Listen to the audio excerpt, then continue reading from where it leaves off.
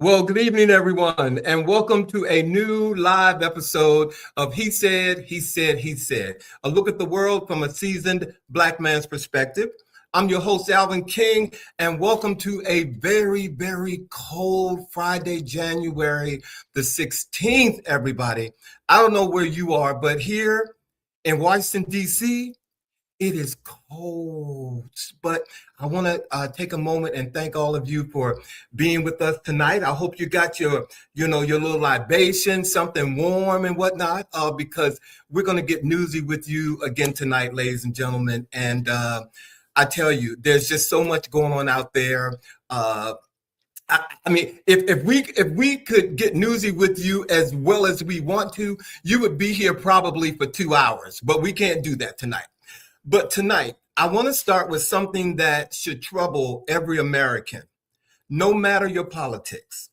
This week, during a tour of the Ford River Rouge complex in Dearborn, Michigan, a Ford employee by the name of TJ Sabula shouted at Trump, calling him a pedophile protector. Whether you agree with that statement or not, it was speech. What followed was not presidential. The former president stopped, turned to the worker, and appeared to mouth off the F word and flashed a middle finger before continuing the tour. That wasn't strength. That wasn't leadership. That was pure rage. And it was beneath the office of the presidency, at least the one that we're looking at now. The official response from that office was the worker was labeled a lunatic and the gesture was called inappropriate. Since when is flipping off an American worker on the job appropriate behavior for anyone who wants to lead the country? And yet, instead of silencing this man, the backlash did the opposite. Support poured in. Public figures stepped up. Nearly $1 million is now headed toward Mr. Sabula, because when power lashes out at working people, people notice. This moment will fade for sure, you guys, but what it revealed should not. It revealed how easily cruelty gets excused and how far we drift from the idea that leadership requires dignity, which brings me to where we need to be tonight. Yesterday, along with some very other important birthdays of which we'll talk about later on, we honor the birthday of Dr. Martin Luther King, a man who taught us moral leadership, and taught us that moral leadership matters, that character matters, and that how we treat one another is the true measure of a nation. Let's talk about what it really means to honor this fine man. As we approach Martin Luther King's Jr. holiday on Monday, it's important to say this plainly. We are living in a deeply divisive, disruptive, increasingly racist political climate. One where truth is challenged, fear is amplified, and the humanity of entire communities is debated as if it were optional. Dr. King did not call us to comfort. He called us to courage. He warned us about the danger of silence, about the violence of indifference, and about a society more committed to order than to justice. And if we're being honest, if I'm being honest, his words feel less like history and more like a mirror right now. Celebrating Dr. King is not about quotes on social media or a day off work. It's about recommitting ourselves to justice and to dignity and to love the demands that requires accountability. It's about speaking up when racism shows itself, protecting democracy when it's under threat, and standing with those whose voices are being pushed to the margins. So here's the call to action. This weekend, don't just remember Dr. King, honor him. Read his words, support an organization doing justice work in your community. Have the hard conversations with folk, challenge racism when you hear it, and ask yourself, honestly, what role you're willing to play in bending this moment toward justice. To honor his legacy today means action, real action. It means showing up, telling the truth, and choosing justice even when it's uncomfortable. This is how we keep Dr. King's dream alive, ladies and gentlemen. Happy Martin Luther King weekend to all of you. I hope you're doing something that I mentioned to call to action. And speaking of call to action, I don't do this show by myself. So if you all are ready, let's get on with the chat.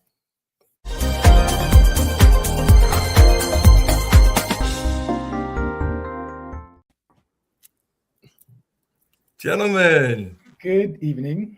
Good evening. How are you? Well, thank you. Glad it's Friday. Yes, all is well. I'm enjoying a 5-day weekend. So yes. Yeah. You said a 5-day weekend. A 5-day Say it weekend. again. I'm enjoying a 5-day weekend. Oh, a 5-day week. So you've been off, or you're going to be off more than Monday? I've been off since Wednesday and not back until Tuesday. I guess it's one of the benefits of being a DC government employee. Okay. All right. Well, welcome to the show tonight. And as I mentioned to the viewers who chimed in when I gave my opening monologue, we have a birthday person amongst us. It's not just Dr. Martin Luther King, but he was born on his birthday. Same day. We're celebrating Bobby's birthday. So happy birthday. Thank you, my brothers. Thank you very much. And thank you to everyone. Yesterday was a very busy day because I did go to work, but I felt very, very much loved. I felt the love from near and far. And yeah, it was a great birthday. Number 65. So look at here it. we are. Look, as my relative elder says, look at God. Look at God. Look at God. Look at God. So thank you, everyone. Appreciate it. Thank you, guys. Happy birthday. I hope you're doing something good this weekend too. Yeah, a couple of meals with some friends, being taken out to eat some good food. So yeah, I'm grateful. I feel very, very blessed and grateful. Happy to be in my home, and all is good. But thank you. Amen. Well, let's say hello to some of these people who showed up to celebrate you tonight. There's a group of everybody on here. We got George Pringle. Thank you for being here. Rose is here tonight. Michelle Bowie, I think I know her real good too. Rick Irick is here. Thank you, Rick. You always show up and make me feel happy. Kendall is here tonight. Thank you, Kendall. Monica Pleasant. Michelle Sims is here. Herbert Wilson is here. Rodney is here from Philly. Come on, Philly. Hey, Rodney. I love you guys. And you know what? I don't get a chance to say this, but to all the folks who are on YouTube watching us that we don't see. Yes. Thank you all. Thank you all. Thank you all. Okay. So for those of you who haven't been watching us since we came back on season 5, for our chat, we have a topic that we present to you guys so that we can engage the viewers. And I'm going to tell y'all right now, this topic that we have this week, I'm going to be honest with you, it was a bipartisan decision. Totally a bipartisan decision. So, all right, family. So tonight we're going to talk about dating expectations and yes, pets. I'm talking about those 4-legged things that love you unconditionally. And I'm talking about specifically cats. Here's the question of the night. Would you date a man who has cats? Now, before anyone laughs or go cuckoo or whatever, okay. This isn't really about cats. It's about masculinity, stereotypes, independence, nurturing, and how we judge people before we even get to know them. And 3 key points before I get on. Stereotypically, cats are supposed to be for women. Okay, this is what we've done our little research and found out. Okay, and we also found out that having pets and dating are deal breakers for a lot of people. And this show tonight, or this segment, is not an anti-dog or an anti-cat. It's really about perception. So I'm gonna ask my producer to put up a little question for you guys that I want you all to do. I want you all, if you're looking at this and listening to this, please put a little smiley face, say, yeah, you would date someone, absolutely. It depends on the person. No, you wouldn't. And you never thought about it. You guys go, but put your comments in there because we want to hear you. Okay. You got to read Rodney's statement about dating somebody like that. He's so bad. What the He right? said yes. He said yes. I would date a man with a cat, but we are getting takeout. And I know that comes from a place of people believing that, you know, cats go anywhere and everywhere. I've seen them on people's stoves sometimes. Like, Yeah. Well, let me ask Bobby and Shawn, and you all can throw it back at me. First of all, do we judge people differently for having cats Yes. based on how they express gender? And what does that say about our expectations around masculinity, femininity, and queerness? Shawn, Yes. I think, has a strong opinion about this. Well, yeah, because this is something that has been interesting for me for quite some time. We all have heard of the spinster, and we know that it's a stereotype that isn't a positive one. And I don't even like that spinster thing. But when it comes to men, specifically Black men and cats, yeah, there is something that goes against the stereotypical norm for a Black man. You know, Black men are typically, you know, what, masculine and, you know, alpha male, machismo. And to see a man with cats, you know, it kind of throws that logic out the window. You kind of like have to step back for a second. I have no interest in dating a man with cats personally, but that's just me. Bobby. Dogs are okay.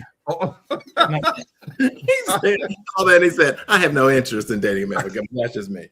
For me, it's not so much the choice of animal. I'm allergic to cats. Like, I can't be around them very long without like itchy eyes. And my housemate, my love Michi, there's a cat living in my house technically downstairs, but I can't be around a cat very long without, you know, itchy eyes and sniffing all that. So for me, it's not so much that it's a cat over a dog. It's just the allergy for me. Dating someone with a pet, I think about that carefully. I do, because of, you know, dander and, you know, allergies and all of those things. So it would be something that I would consider, but it would not be something that would stop me from dating someone with a pet. No, a cat, because of my own allergies, would be a problem for me.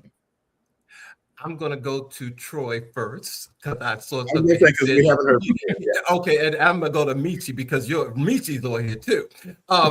Troy said he's highly allergic. Oh, he said hell no first. He also said hell no. And then he also said that cat people are taught to accept love being withheld.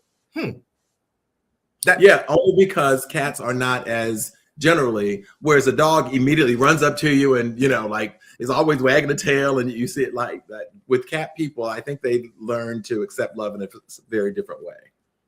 Interesting. Okay. And Michelle Michi says, being a huge animal lover, yes, I would date a woman with a cat, as I am same gender loving. If I dated men, yes, I would date him for sure. Okay. I mean, I have to agree with Bobby. I'm allergic to cats, but I'm also afraid of them. I think cats know that I'm afraid of them. And quite frankly, I don't want to be around anything or anybody that's afraid of me, that fear me. But, well, some people, but they've earned that. But they're not cats. Okay, so I'm just gonna say but I would date a person who has a cat, but I would do it in a way where I got one eyebrow up. Like, because if I ever see the cat near the kitchen or places that don't work for me, I might have to say, I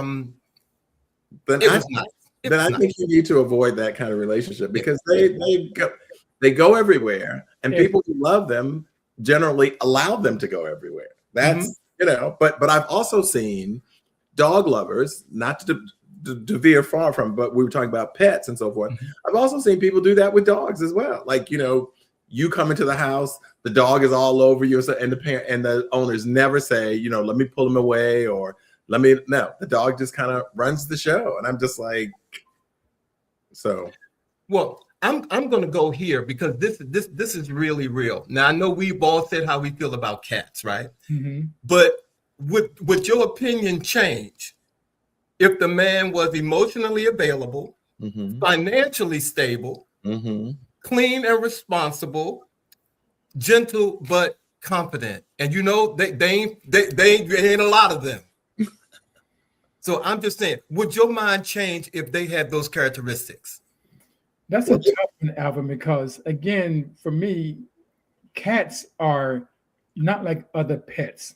Cats are in some ways like an Aquarius, like me. I'm an Aquarius, fiercely independent. Okay, and there's people who are very, very clean with their homes and their clothing, and they keep the animals of any type off the stove or the dining room table. To answer that question, I think that I still would be somewhat hesitant if they had all those qualities. Now, there's an exception to every rule, and I'm open to that. I'm sure it is. I'm sure it is. It's called bank account too. But, okay, I'm sure it's called what? It's called bank account. Okay. Yeah, but if you ever been around cats for a long period of time, and I have, and I had to babysit for some friends of mine on Capitol Hill, and they had a cat. There are things you start to notice and see, like hairballs and how they clean themselves and where they go to take care of themselves, et cetera and so forth. And then there's that odor that comes from the kitten litter and what have you.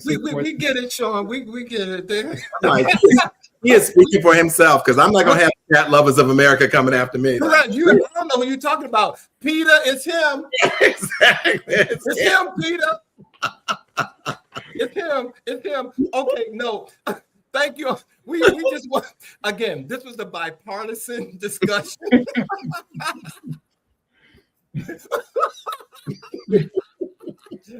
I don't know what happened to somebody. I know I'm alone in this. I don't know, but it was. I'm just glad. We gotta. There's so much trifling news out there right now. We gotta have a laugh, ladies and gentlemen. Yes, so, Lord. We definitely got to do that. So as we close this, what our intention was tonight is to show us is that dating is full of assumptions. A man with cats might be independent, nurturing, emotionally aware, or he might just like cats. But despite all that, we have our preferences, and we're going to make our decisions based on what is really comfortable for us. Is that a fair assessment, guys? Can I say that? It is. And I will say that there was one image that came up at the very beginning of this brother with a black cat, and the cat was looking a little gangster. And I was like, I don't know, one might make me that brother, because hey, what's up? Look at that choker on that cat. I'm like, I just feel some authority going on up in there. I had to touch my own goal tonight. Okay. You know what? I love y'all. I'm just saying. I do. Keep Wait, it real. Rick said something. Rick said, it's not the cat, it's the owner. And see, that's how you close out a segment. I agree. Rick, first of all, thank you all. Thank you. Okay, you guys, we're going to get newsy with you. We got some top stories and we got some entertainment. It's been a very busy week. And like I said, if we gave you everything that's out there, we would be here till tomorrow morning talking about all the stuff that's happening out there. So I'm just going to go ahead and kick it off with something that's very important to me, because I got some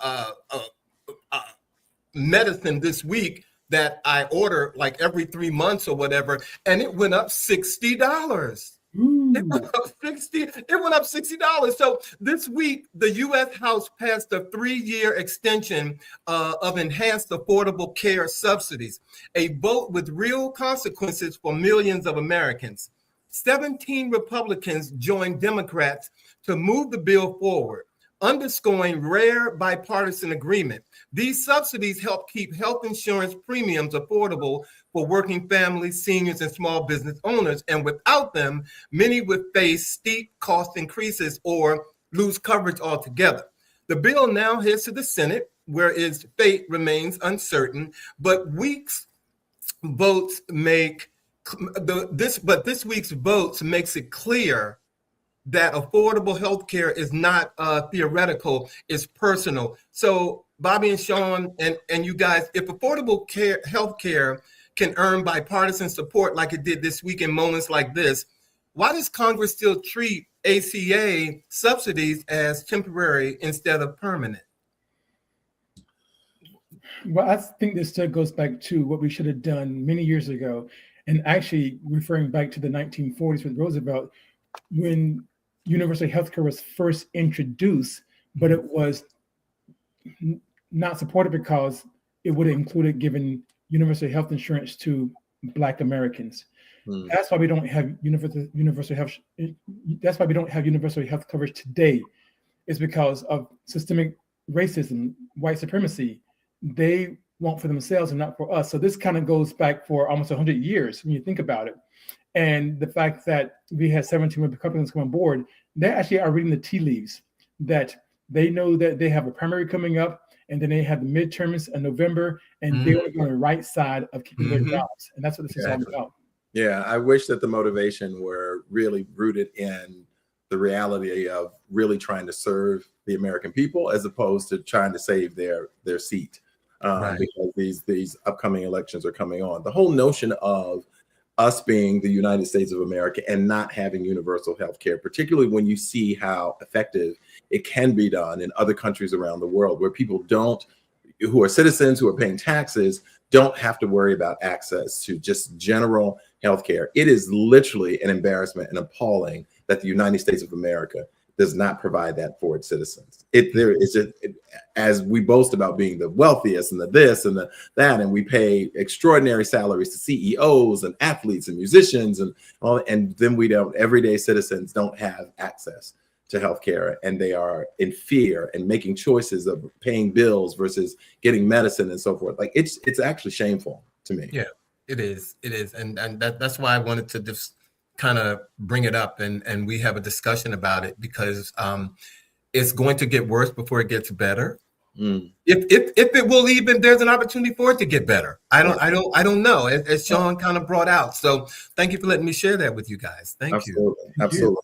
So I'm going to take us in a slightly different direction, where people are standing up and using their voice to resist something that they believe in. So FIFA has scheduled an emergency meeting after more than over 16,000 fans have canceled pre-booked tickets to the 2026 World Cup on Monday, January 12th. On Monday, citing concerns over the host nation's policies and practices. The unprecedented wave of cancellations targets the United States' role as primary host, with Canada and Mexico serving as co-hosts for football's biggest ever tournament. Now, influencers have driven the online campaign, encouraging fans to withdraw their bookings in protest of President Donald Trump's controversial foreign policy decisions, particularly the seizure in Venezuela, the president there, and aggressive trade embargoes. Now, given that FIFA has a strict no cancellation policy on sold tickets for the World Cup, it is likely that the figure is reflective of people canceling their participation in the third phase of ticket sales of the event. Now, either the random draw selection process or purchase via member organizations. The tipping point, again, came when ICE shooting in Minneapolis took place, where Renee Good was shot. A protest erupted nationwide. International outrage followed. Online people urged one another to not watch, in their words, watch a blood-soaked football game, and to treat the United States exactly as Trump has treated other nations, as a place to avoid. Across the social media platform, the message is blunt. Hashtag boycott World Cup until the Trump regime is gone. This is really interesting, seeing how other people around the world are responding. Both citizens in the United States and around the world are responding to what they believe are some really concerning actions and policies being implemented, not just within the United States, but around the world. So it's really interesting to see how people are standing up to this. And FIFA lost points with Bobby Edwards when they came up with that fictitious piece, whatever that was. So whatever it was, right? Whatever it was. So people are speaking up, and the World Cup is being impacted by it. All I can say is yay. I'm glad. All I can say is yay. Well, I think we have to think about the fact when we make decisions that we're going around doing things in other parts of the world as if we are like, gangsters and so forth. People will stand up and use their voice in a variety of ways. And what we know impacts people is. Bobby, I'm glad you said that, Bobby, because I was going to actually say that the way that you hurt a capitalist society is in the wallet. And this is going to hurt the U.S. financially.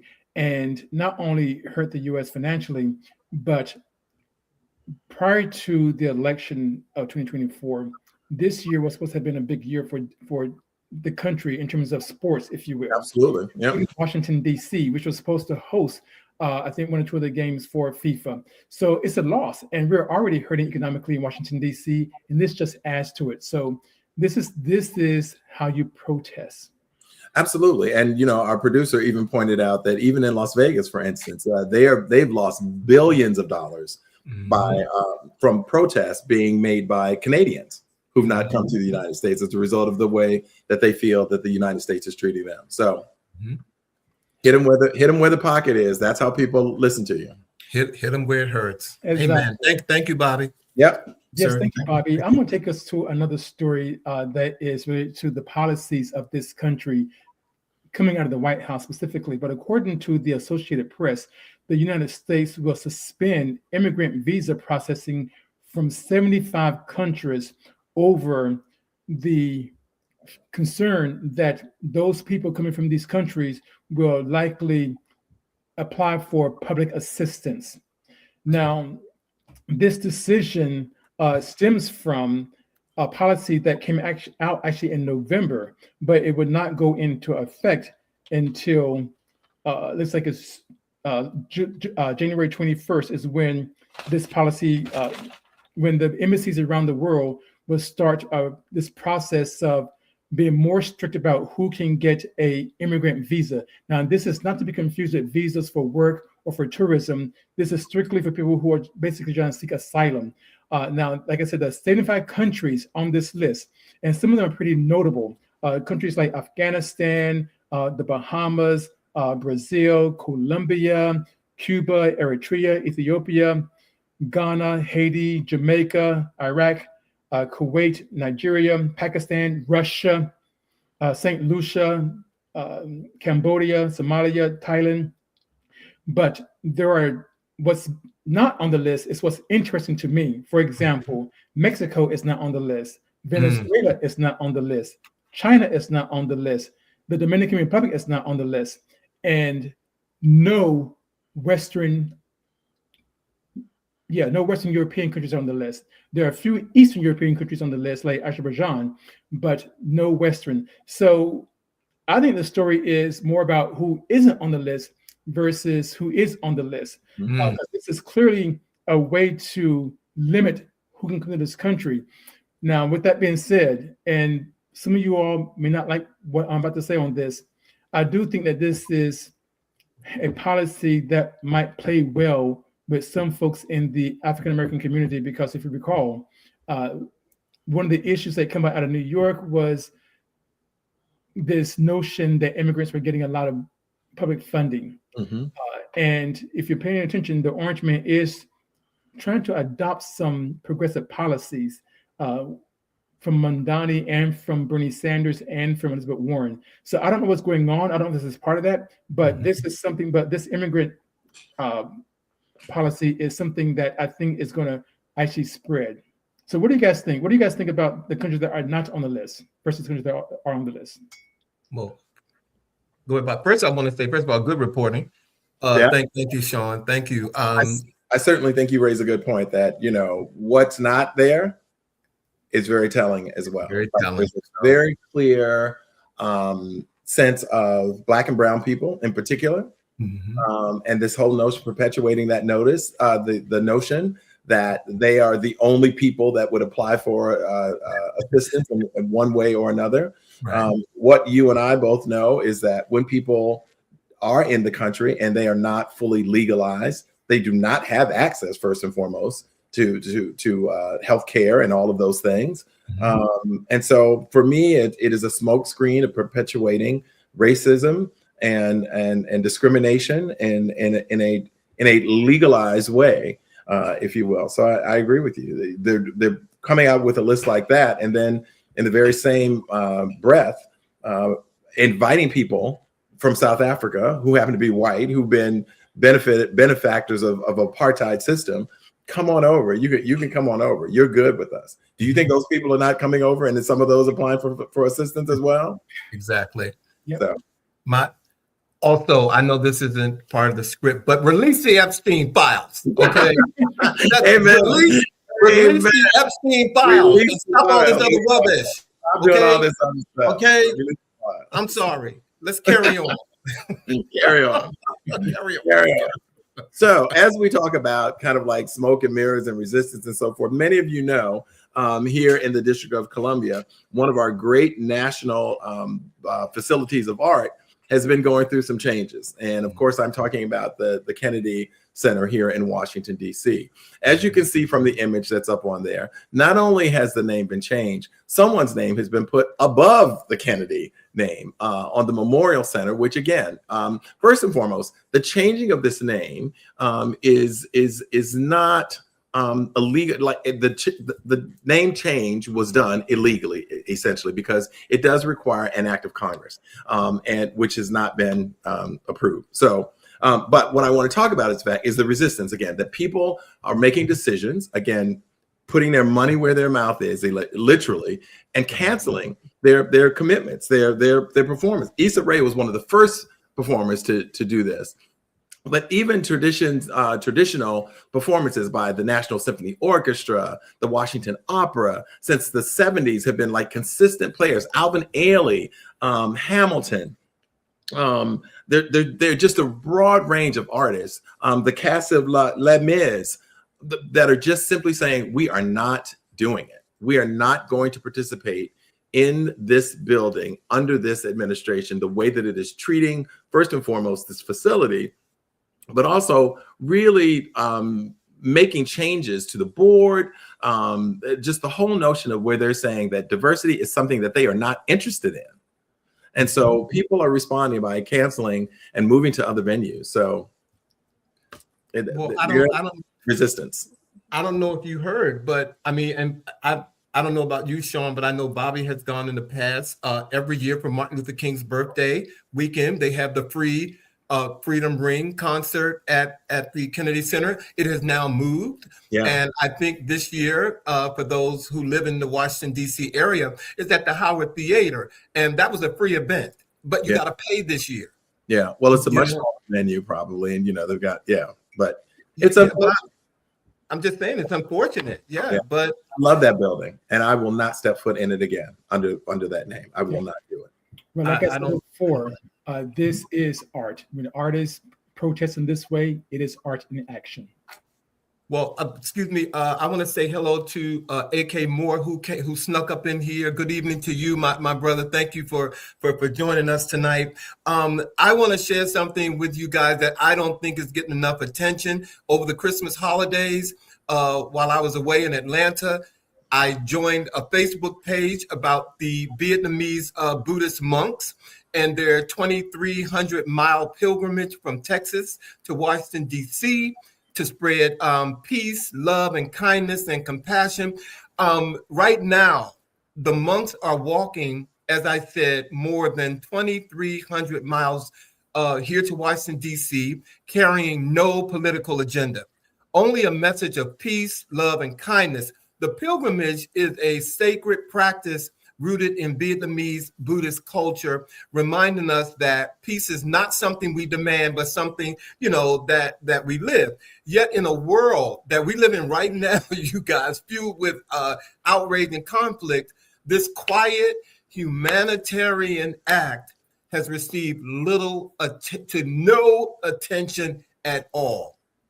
And perhaps because it challenges us to slow down, reflect, and just choose empathy over all the noise and crap that we keep hearing in the news. I joined a Facebook page for the monks, and I watch them and I follow them because I think again, this is such a beautiful humanitarian thing that's happening. I know nothing about their culture per se, but just the fact that they're doing this and watching some of their behavior and how they conduct themselves, it's so beautiful to watch. So, you guys, what does it say about society when acts of peace like this, and compassion struggle to get the attention while conflict seems to dominate the headlines all the time? I think you know what it says. You think? Yeah. I think when you think about how many people were up in arms about a pastor's wife's dress. Come on, bring it home. Okay. And here are people who are literally walking to inspire and encourage peace. Walking. And some people don't even have any idea that it's happening. Some of the images have just been extraordinarily beautiful, and seeing some people along this journey who have come out and met them and offered kindness back to them or gratitude for what they're doing. All I would say is, as someone who has read a lot about Buddhism, I highly recommend that you read Hermann Hesse's book called Siddhartha. This is their culture, it's just their history. So again, the book is called Siddhartha by Hermann Hesse. I highly recommend it. Well, look at what Troy just shared. And Shawn, you might want to put that in the chat and have Norman to pull that up and put that book up there, because I can't remember what you said. I'm gonna have to look at the show again. So you might have to put it up there. Troy said one of the monks was hit by a car and had to have his leg amputated. That is true. Yep. And do you know what? They stopped for a minute. He got his leg. They waited, and he got his leg. He got some attention to his leg, and he started walking. He continued the journey. He's now back on their walk. Wow. Yeah. Wow. And Bobby, you said something because you brought up the dress. Thank you, Troy. You brought up the dress. Not one pastor is bringing this up. Yeah. I'm sorry. It's an extraordinary. It is literally when we often ask ourselves, what would God do? This is the thing that God would do. Right. This is exactly what Jesus did. People are not talking about it. Okay. Right. All right, guys. Okay. Yeah. Go. We gotta keep going. Chatty Cathy's. Good grief. All right. Go ahead. I'm sorry. So we all are familiar with what's going on in Venezuela, but we also know that the opposition party to Nicolas Maduro was a woman by the name, or is a woman by the name of Maria Corina Machado. I hope I'm not butchering her name, but Maria Corina Machado was given the Nobel Peace Prize back in October, and she was in Washington D.C. and she gave her Nobel Peace Prize to someone. Okay, in the White House. She gave it to the Orange Man. Now, the Nobel Institute said that it cannot be given away. You cannot give away the Nobel Peace Prize. You cannot share it, and you cannot transfer it. Although Machado still went ahead and gave the Orange Man her Nobel Peace Prize. We don't know if she gave him the prize money that comes with it, which is $1.17 million. But people are asking, why did she give away her Nobel Peace Prize to the Orange Man? Well, we know that he's been wanting this for a long time because former President Obama received the Nobel Peace Prize in his first year in the White House. And the White House did confirm that they would keep the Nobel Peace Prize that was given to the Orange Man. And what did Miss Machado get in return? She got a gift bag, and we don't know what was in that gift bag. Quite a small gift bag that had the Orange Man's signature on it. So what do you guys think? Again, according to USA Today and other resources, she gave the Orange Man her prize because she wants to be president of Venezuela. But as we know right now, the Orange Man and his team, they are supporting the current administration in Venezuela, which is now being held by the interim president, Delcy Rodriguez, if I'm pronouncing her name correctly. They are supporting the current administration according to based upon if she does what is right. If you remember, when she took over leadership, The United States administration was like, we will support her as long as she does what's right. Essentially, do what we tell her to do. And she's doing that because we are selling the oil right now from Venezuela. And this person who literally gave someone else her prize, and this person, the sadness is seeing this person smile, like they actually, like if you've seen the images of them holding the Nobel Prize, they are acting like they actually received the prize. And I love that the committee was immediate in saying, you can give him your prize if you want, but that does not make him the recipient of the prize. Like all he does is he has your prize because he doesn't. His name will never be on the list as a recipient. It's like you went to an auction and bought somebody else's prize because his name will not be on that. It's not his. It's somebody gave it to him, but it's not his. All I can say. Next. It's a mess. Absolutely next. Okay. So you guys, real quick, last week I brought up in my intro about with Renee Good being killed by ICE. But there was and I mentioned this person's name because there was another killing that is getting no news, no attention. On New Year's Eve in Northridge, Los Angeles, 43-year-old father, Keith Porter Jr., was shot and killed by an off-duty ICE enforcer or agent outside of his apartment complex. His family and community leaders say that he was celebrating the new year when he was killed, and they are demanding answers and justice. And despite the protests, vigils and calls for accountability, local officials have not openly addressed the case. And national media coverage has been minimal, even as concerns grow about excessive force by federal agents and the treatment of Black Americans by law enforcement. This is happening at the same time as we know it in Minneapolis after Renee Good, and nothing against Renee Good. I'm not taking anything away from her. That woman was murdered. But no one is talking about Keith Porter's death at all. I don't know if you all have heard anything. I have not heard anything. I have not. And I just wanted to make sure that I keep this out there because nobody's talking about it. Yeah, I was aware of this, and I'm glad that Alvin, you brought it up last week. But this goes to the heart of the issue with this country, and that is white America is very willing to let Black and brown people die at the hand of law enforcement. But when it comes to their own, there's this shock and awe, and they want to do something about it, like having a protest or a No Kings march, and which all fine and good, but the real battle, unfortunately, is going to require something like this where people are dying. We as people of color have known this for years, because we've lost people for centuries due to our fights for rights, humanity, etc.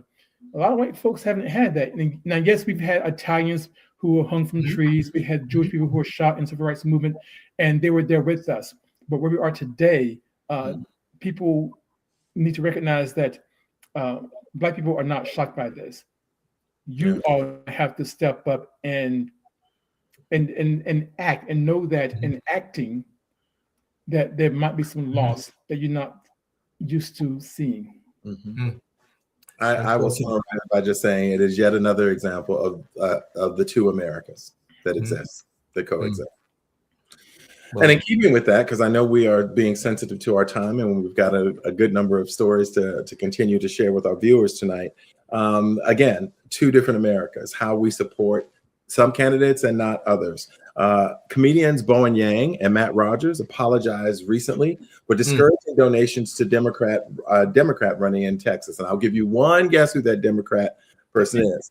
So they are walking back their comments about Texas Representative Jasmine Crockett, the Jasmine Crockett, after encouraging fans not to donate to her Senate campaign.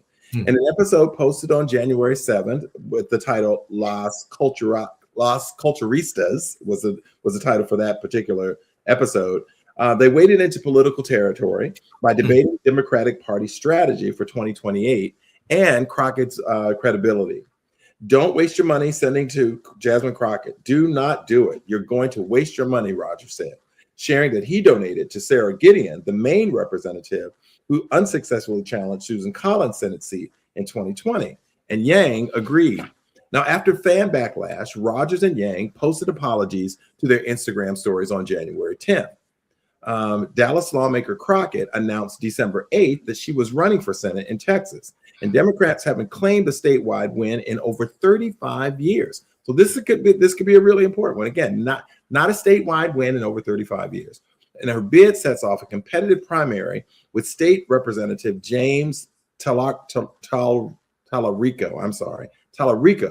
also regarded as another rising political star. Now, the comment was uncomfortable for me to listen to, said one listener. Another comment on Instagram read, so unbelievably disappointing coming from a person in a marginalized community, referring to Yang. I expected much better from you and Bowen, is what they said. In an Instagram story posted Saturday, Rogers said that he has respect and admiration for Crockett, even if he doesn't seem to show it. I'm so glad that we have a time limit on here because and I have to rise to the highest level of professionalism possible, not to say how I really feel about them, those two, and that whole interaction. And it is worth noting that these elections in Texas have particular significance and importance because of the redistricting and a lost seat in Texas. So there are many implications from someone discouraging someone in this way. Well, and they got it wrong in the sense of them, how you talk about politics in this way regarding people of color, Black people, particularly Black women, because you've all heard me say, maybe on this podcast, that I support Jasmine Crockett and I will be donating to her campaign. But looking at the 35 years in Texas politics, I don't think she has a great chance at winning the Senate seat in Texas. I wish I was wrong in saying that. I think we should still support her financially and knock on those doors and do all of that. And this could be the year. This could be the year that she breaks that 35-year trend. But looking at history, if a white Democratic man couldn't beat Ted Cruz, I don't think it's a question of whether or not the odds are against her. I think it's about what we do to actually support people who are trying to speak up and represent us. Yeah. People would have never thought that Georgia would have ever turned blue, and it did. So it can happen. Yeah, it can happen. But it won't happen if we don't support her. That's what I know. Exactly. And I'm donating. I'm glad you said that. Our producer noted that, because of redistricting, her seat is going away. And also to close, if I may, I'm glad that President Obama didn't think that way when he ran. Yeah, because we would never have a Black president if you don't do it. So no, do what you got to do, Jasmine Crockett. All right, guys, thank you. Ladies and gentlemen, that was our top stories. Now we're going to move real quick into some entertainment because it's been a very, very, very wonderful, crazy week. And it started off with the Golden Globes, of which, we love us some Golden Globes. And it was really fun, and we're going to talk about more of that. But one of the things that caught my attention was this year, they also introduced their first ever podcast award. And Amy Poehler won for her podcast called Good Hang. Congratulations, Amy. But here's the thing that I had a problem with.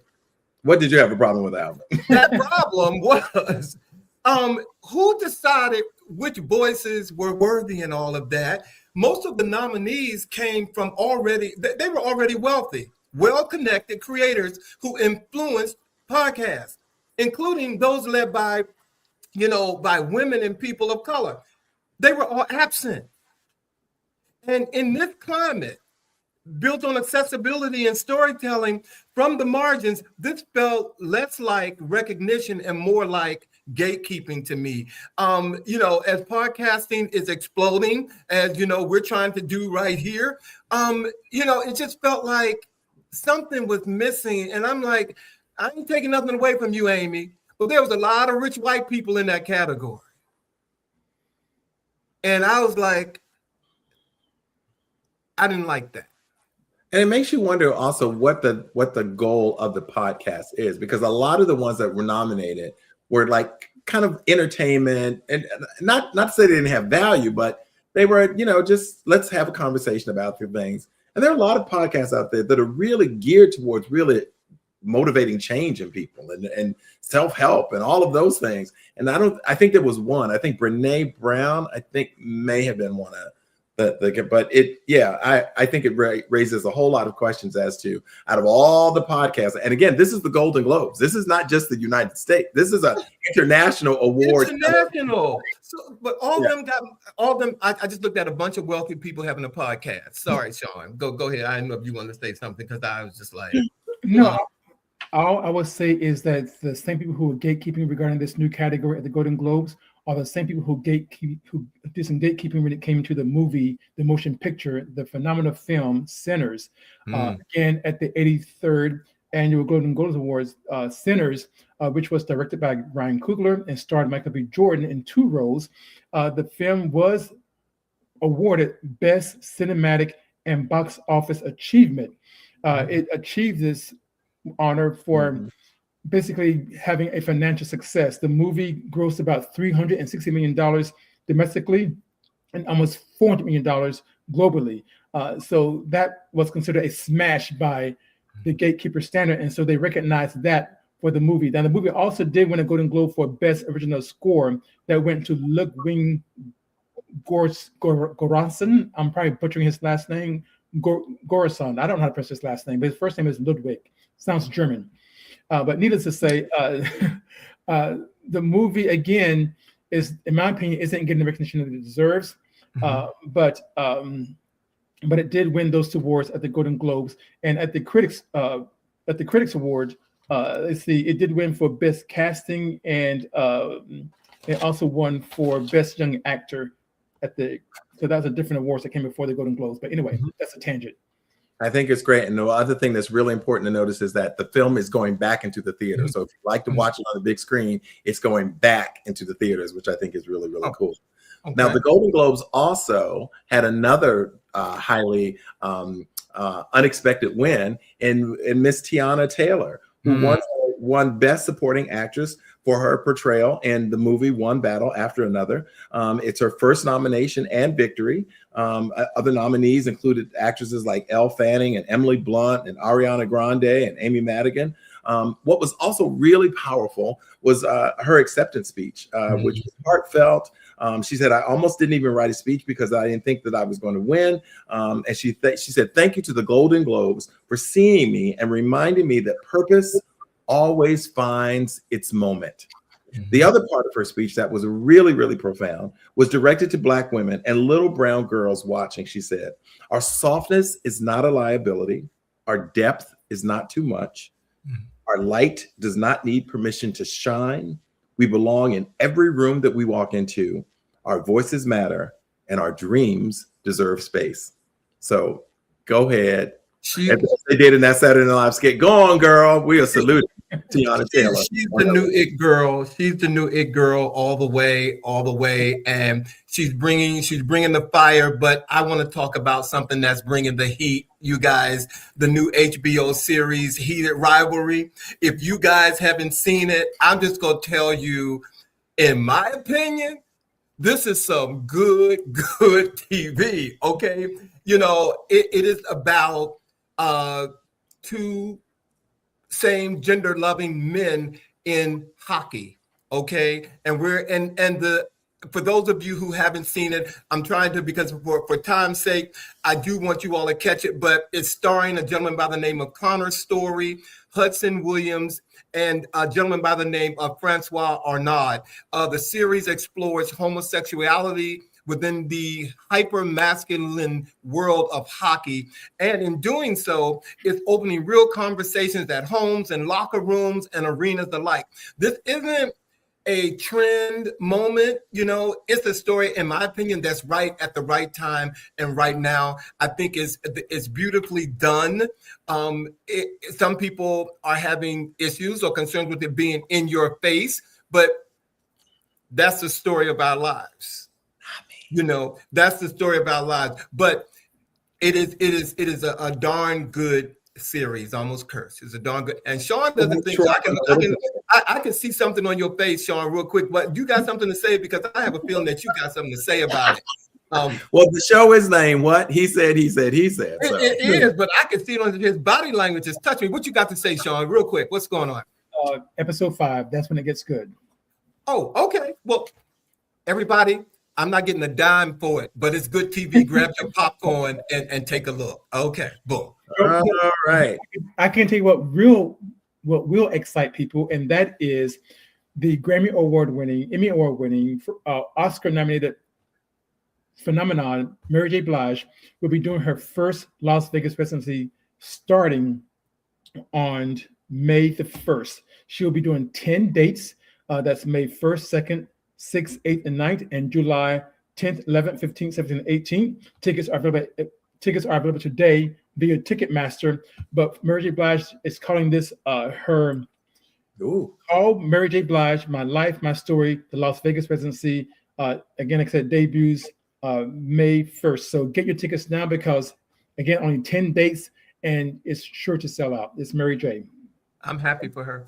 And if we talk about Black girl magic and music, we're going to keep it rolling with Jilly, Jilly from Philly. No, she has announced her first album in over a decade. Jill Scott, people. It's going to be dropping one day before Valentine's Day on February 13th. And it is, She's Not Holding Back on sharing new tunes. The name of the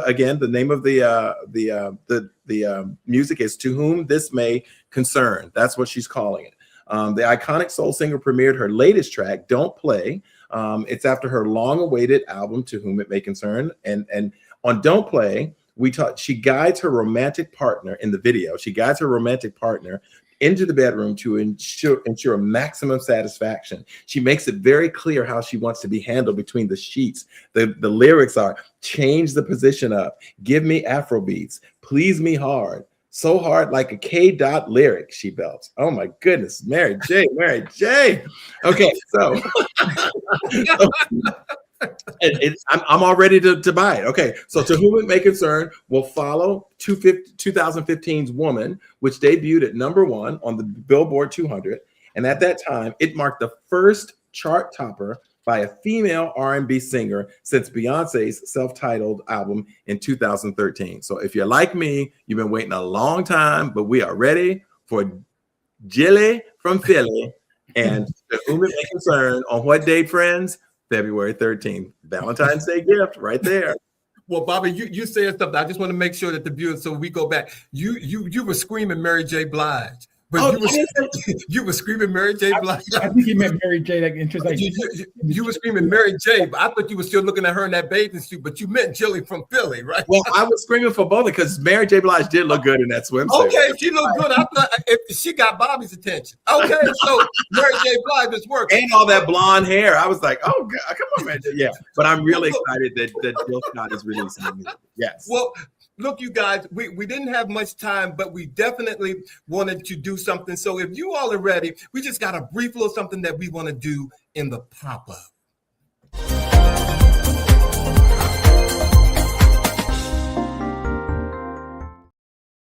All right, you know the Golden Globes wasn't only about giving away awards, ladies and gentlemen. It's about the fashion. And for me, honestly, the Golden Globe has some of the best fashion looks, I think, in all the award shows, to be honest with you.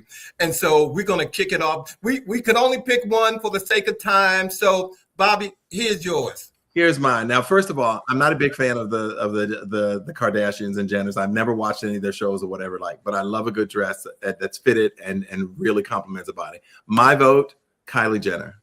I think this dress is stunning. It is beautifully tailored. The accents of the beading and so forth. So again, we're moving quickly. Kylie Jenner was my vote for the Golden Globes. Thank you, Bobby. And mine, I gave it to Tiana Taylor. There were others, but I gave it to Tiana Taylor because I don't know. All of these girls must be looking at RuPaul's Drag Race because they are putting hips on side of their dresses. Okay, this ain't all her. I just want y'all to know that. Huh? But she's doing it and she's doing it well. She's the new it girl, and she showed up and she showed out at the Golden Globes and she took home the award. And she's in Chaparelli. And for me, there's nothing better than a good-looking, handsome black man in a nice black suit, and that is John Legend in this outfit from the Golden Globes. A simple black excellence, black man, black suit. What more can I say? Black on black. Black on All black. I can say, he looked good in this picture, John. That's a good picture right there. Yeah, that's legendary. You could have left your wife on the red carpet and went and taken a picture, but you didn't do it. But thank you guys, ladies and gentlemen. We have gotten to the end of our show. We have gotten as newsy as we can with you tonight, and we definitely thank you all for being here on this wonderful cold evening here in Washington, D.C. at least. Next week, you guys, we are going across the continent, and we have invited a gentleman by the name of Dr. Kamisi Adebisi from Nigeria, and he has a web series called Boys Like Us, okay? And he's going to be with us next week to talk about, I mean, there's a lot to think about when you're talking about doing a series like this and you live in Nigeria. So he's going to be with us, ladies and gentlemen, next week, and we cannot wait to talk to him. And before we close, our words of the week. Not everything that is faced can be changed, but nothing can be changed until it is faced. And those are the powerful words of James Baldwin as we close tonight, ladies and gentlemen. And I just want to wish everybody a happy Friday. Shawn, Bobby, and viewers, thank you all for joining us tonight. Thank you. Absolutely. Love Baldwin. Anything Baldwin says, you know. You got it. Well, again, thank you all for being here, and we look forward to seeing you all next week on the next episode of He Said. He said. He said. You all have a good weekend. Thank you, guys. Bobby, have a great birthday. Thank you, guys. Love you. Appreciate the love.